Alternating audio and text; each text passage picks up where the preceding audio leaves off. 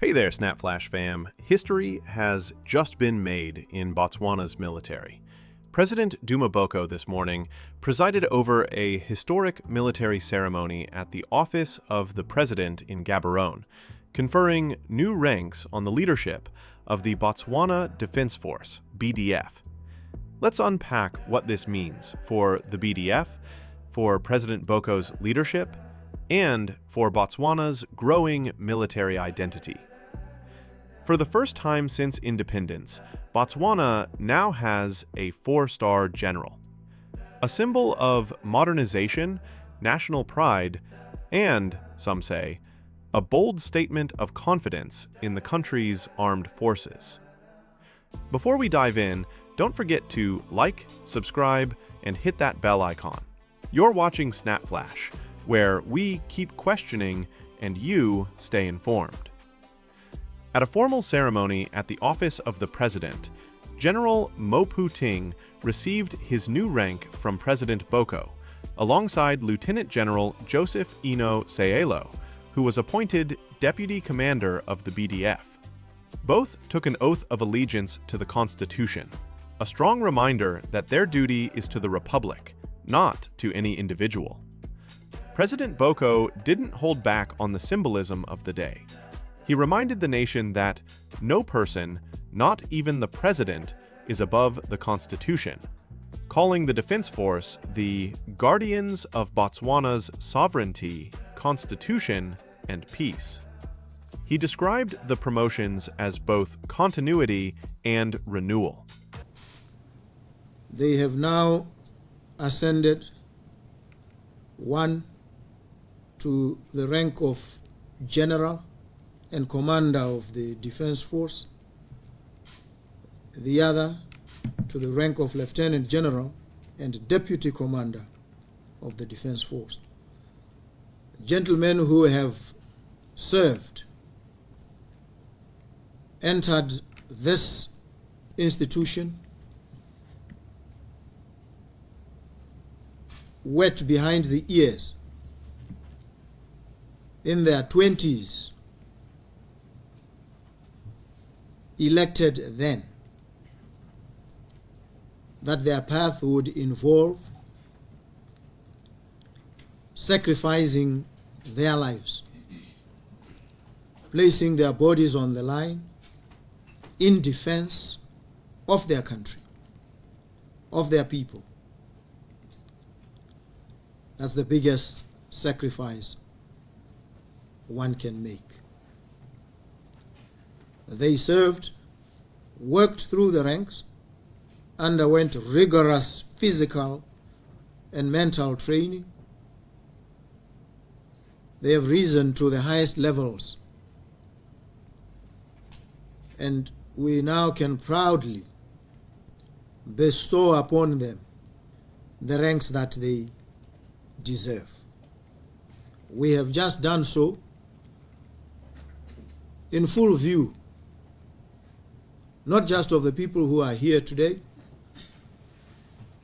but of the people of this country, who also express their sincere thanks and gratitude to these two gentlemen and the rest of their charges in the army.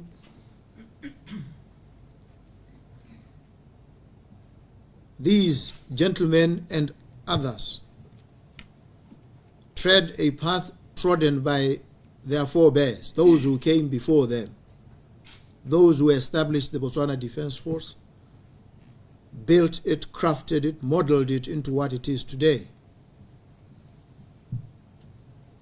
exemplifying the highest levels of discipline, enacting the highest spirit of courage and sacrifice.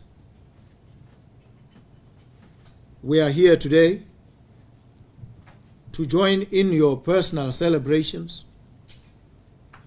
for these attainments. This country and its constitution, to which you've just pledged allegiance, are a bequest.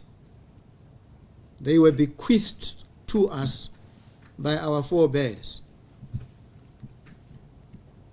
The chaplain says, the country is an inheritance. We must protect, we must preserve, we must prosper it. We have committed ourselves to doing so in our respective fields and vocations. This country is eternally in your debt for the great and epic, heroic sacrifices that you've made on its behalf.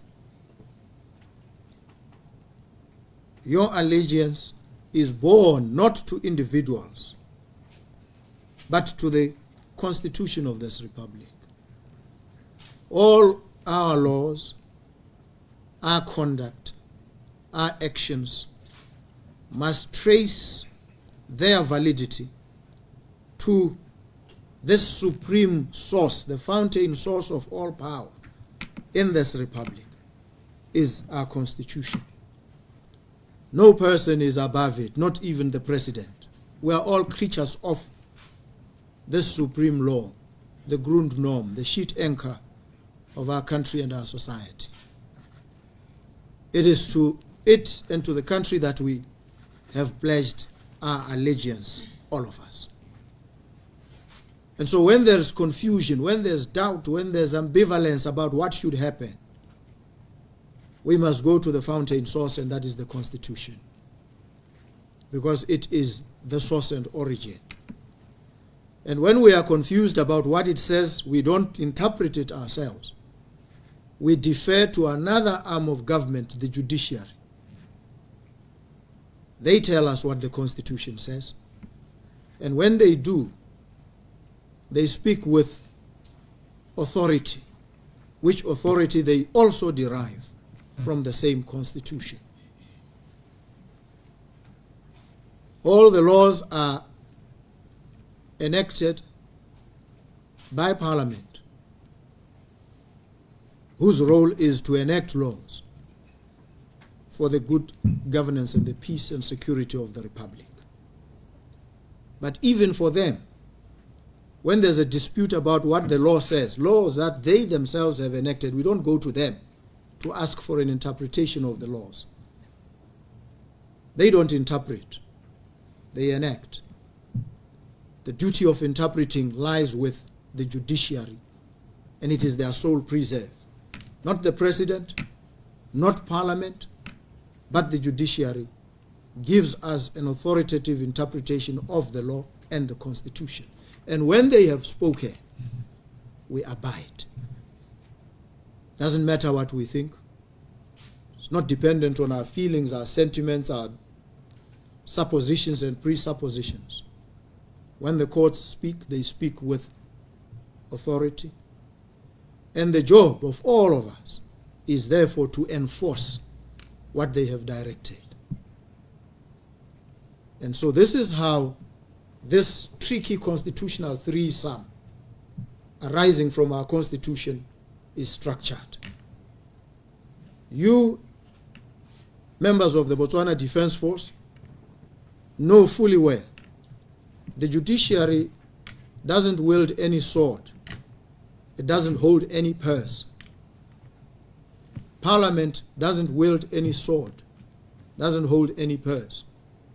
You wield the sword for and on behalf of the Republic, for and on behalf of the judiciary, for and on behalf of the legislature, for and on behalf of the executive. Indeed, for and on behalf of the entire country. This is your supreme role, to uphold this Constitution, to defend the sovereignty of this Republic, to protect its citizens. And this is the role you have sworn to uphold, you have pledged your fidelity to, and have pledged your lives. That is the highest level of sacrifice. And we appreciate. Maybe we don't show it enough, but we appreciate the service that you render in the most difficult of circumstances. challenged through constraints of equipment, sometimes even attire, welfare issues. They afflict all of us. They afflict you more because you stand in the front lines. We pledge to support, to work with you, to ensure that our force stands at the highest level of preparedness at all times.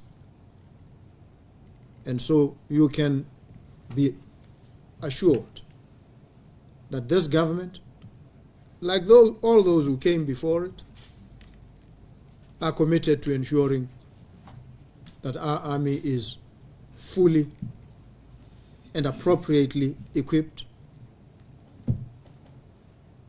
to deal with any and all challenges that may befall this great country. It humbles me today to have been the first as well to confer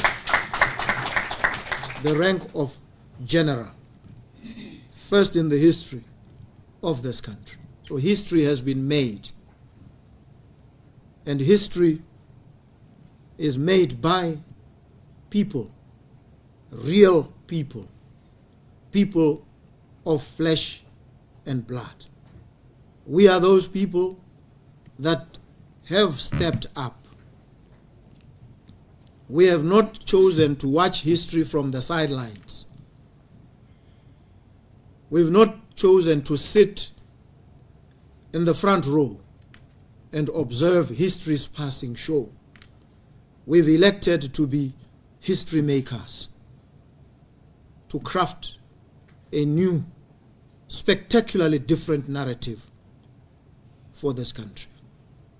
All of us, we make our modest contributions. You are making yours. You've positioned us, you've earned us respect and admiration from other countries. We acknowledge with gratitude this service.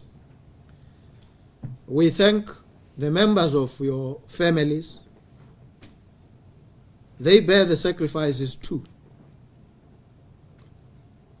The uncertainty that sometimes attends to the roles that you play. When we dispatched you into Baidoha, Somalia, many years ago, the dread and anxiety that gripped the whole nation was palpable. We felt it, all of us. When recently we dispatched a detachment of yourselves into Mozambique, the dread and anxiety gripped the nation yet again. The uncertainty of whether these men and women will return intact, full body and limb, full mental faculties. So when you step up, when you step into the fray, into the theater of combat, we grieve as well. We feel the uncertainty. And if we feel it, those of us somewhat detached from yourselves, I shudder to imagine what your families feel. And so we thank them too for the sacrifice that they make, for the support that they render to you. They are the source and origin of your strength. They keep you going. So we are grateful to them. And we are grateful to those that have supported you, that have opened the pathways and enabled you to rise to where you are today. May you continue to rise. May you continue to serve your country with the exemplary dedication and commitment you have shown thus far. And it's a source of great joy, a moment of great awe and reverence that we recognize these contributions, that we acknowledge the supreme sacrifices you have made, and that we also pledge in our own civilian limited ways to be behind you. So thank you very, very much. The nation is grateful. The nation thanks you too. Thank you. The event also carried emotional weight, a farewell to former commander Lieutenant General Placid Seg-Oko, who retired after 42 years of service. His successor, General Mophuting, now takes charge at a time when the BDF is strengthening regional cooperation and modernizing its operations. What does this historic promotion say about Botswana's direction under President Boko? Is this the start of a new era for the BDF, or a symbolic gesture with limited real-world change? Let us know what you think, and don't forget to like, subscribe, and hit the bell for more updates on Botswana's evolving political and defense landscape. From a small, peacekeeping-focused force to a modern institution making history, the BDF's transformation tells a bigger story about Botswana itself, confident, forward-looking, and redefining its place in the region. This is SnapFlash. Keep questioning, stay informed. Spent all my life holding all of it closely. I played it innocent, a feel of discontent. I'm finally facing it all, fearless.